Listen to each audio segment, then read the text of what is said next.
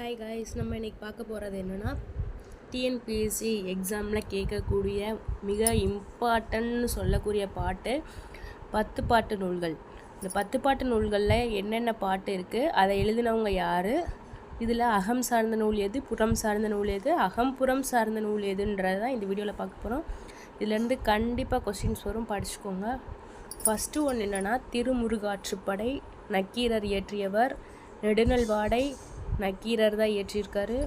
பொருணராற்றுப்படையை முடத்தாம கன்னியார் இயற்றியிருக்காரு. முல்லைப்பாட்டு Napputhanar. Sirupanatruppadai Nallur Nathathanar. Perumpanarruppadai Uruthirangannanar.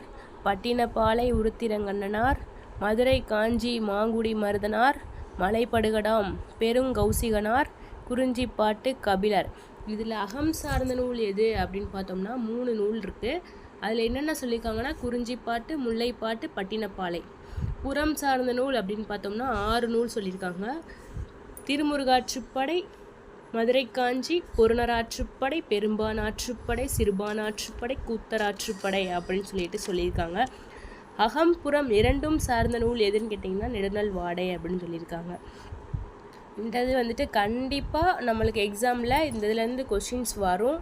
So நல்லா பார்த்துக்கோங்க. Thank you.